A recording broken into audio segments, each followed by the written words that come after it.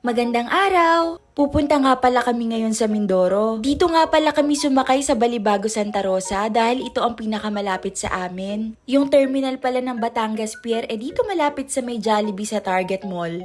Meron din naman mga signage dito kung sakaling maligaw kayo. At higit sa lahat, hindi kayo maliligaw kung kasama nyo si Magtanong. By the way, kasama pala namin ng mga in-laws kong sina Chiggy at Jane. Pagdating nga namin, wala pa yung van. Pero may mga pasahero nang dumadating. Medyo nakaramdam na din pala kami ng gutom dito, kaya napakain na din kami. At heto't matapos ang halos isang oras, papunta na din kami. Isang oras o higit nga palang biniyahe namin dyan dahil sa traffic.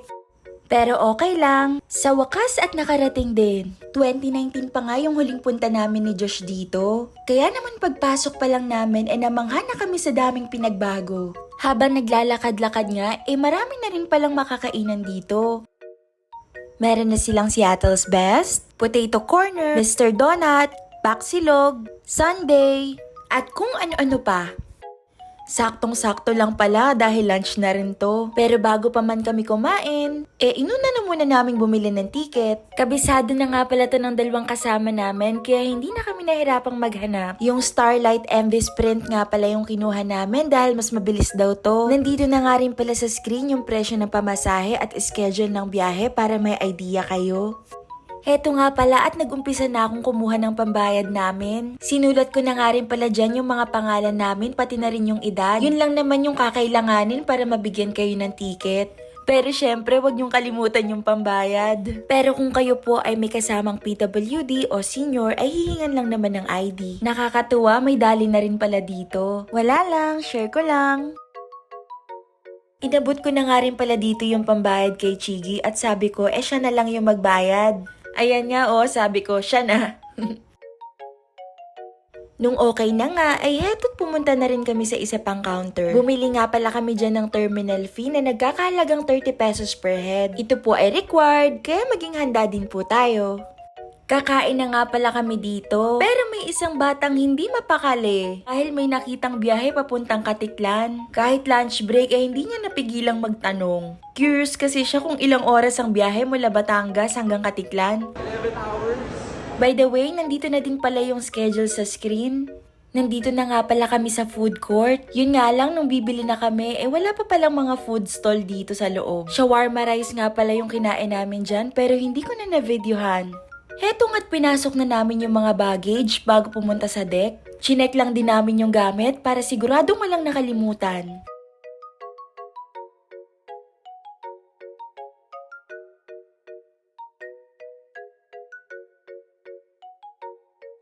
Inabot ko na nga rin pala yung ticket dito para magkakasama na lahat.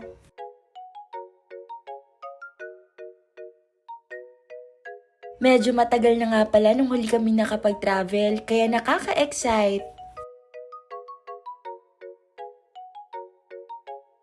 Sa ganitong klaseng mga biyahe, nakakatuwa na nakikisama yung panahon. Nagpa-video nga pala ako dyan kay Jane. Sabi ko, videohan niya ako habang naglalakad.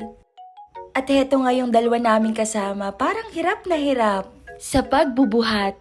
Heto na nga pala yung sasakyan namin. Nakakamiss din makakita ng ganito. Sabi ko nga sa inyo, medyo matagal na hindi kami nakapag-travel. Kaya nakakatuwa sa pakiramdam. Nagpatiuna nga pala ako dyan, pero wala naman sa akin yung ticket.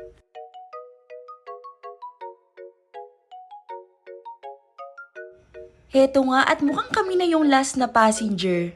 Since time beater kami, halos wala na kaming maupuan dito. Ang ending, hiwa-hiwalay kaming apat. By the way, may TV na rin pala dito at syempre air condition, kaya hindi ka na rin maiinip sa biyahe. Naidlip nga lang ako sandali at heto't pababa na kami. Since mataas yung mga wall, sa second floor kami ng fast crab bababa. Buti na nga lang at wala masyadong senior at PWD sa batch namin. Kundi medyo mahihirapan silang umakyat.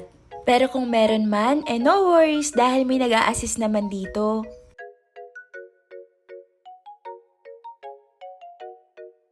Heto nga at nakarating na kami ng Calapan Port. First time nga pala namin dito. Dahil yung pinuntahan namin ni Josh noong 2019 sa Puerto Galera at may sarili silang port doon.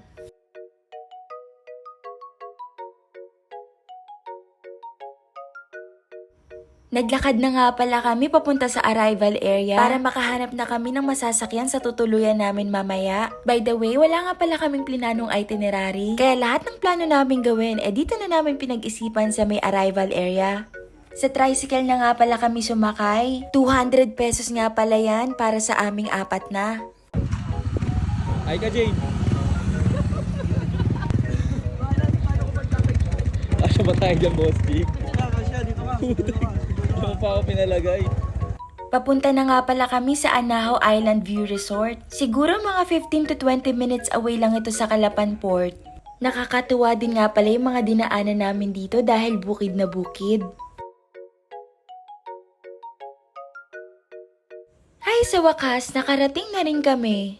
Nakakatuwa yung place nila dito. Ang refreshing, tapos beachfront pa. Hinanap na nga pala namin yung kausap namin sa phone. Yun nga lang, na-realize ni ate na yung standard room na inoffer niya sa amin, meron pa palang guest. Kaya ang ending, binigay niya sa amin yung deluxe room sa parehong halaga.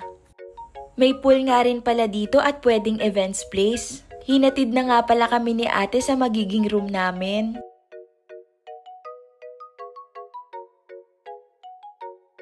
Ang cute ng rooms nila dito. Kubo style, pero may mga aircon na din sa loob. Since apat kami, nagbigay sila ng kutsyon para magkasya kaming apat. Sayang nga lang at hindi ko na na-videohan yung sa restroom. Nakakatuwa lang kasi may bathtub. Tanaw nga rin pala namin dito sa balcony yung pool.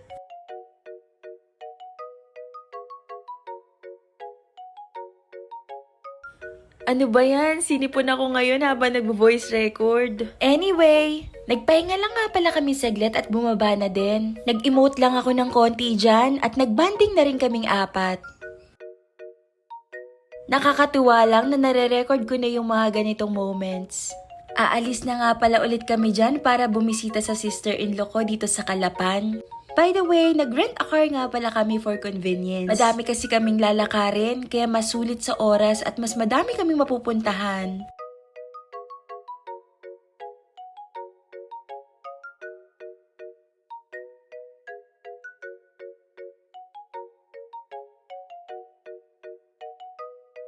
Nang makarating na nga kami ay heto't nag-video okay na agad. Ay, i-mute na natin. Mabilis lang din nga pala yan dahil inawat na din namin sila at aalis na kami. Magdi-dinner out nga pala kami dito sa Victoria. Siguro mga 45 minutes to 1 hour din ang layo mula sa bahay nila. Dito nga pala kami sa Maxin's Restaurant. Puro seafoods ang menu nila dito. Heto nga at isa-isa na palang nilalabas yung mga order namin. May hipon, Cajun mixed seafoods, calamari, pansit, at crispy pata. Ang hirap mag-voice over ng ganito, nakakagutom. Hindi ko na nga pala ni-record yung pagkain namin dyan dahil na busy sa pagmumukbang. Pauwi na nga rin pala kami dito. Nilibot na rin pala nila kami sa municipal ng Calapan. Minsan lang naman kami dito, kaya sinulit na namin. Ang lawak ng lugar nila dito at napakatahimik. Pagkatapos nga pala nagpaalam na rin kami at dumiretso na sa resort. Ito nga pala ang itsura niya sa gabi. May mga kumakanta ding lokal para ma-entertain ng mga guest. Bumili nga lang pala kami ng tubig at umakyat na rin. It's been a long day, pero thank you po Lord sa araw na ito.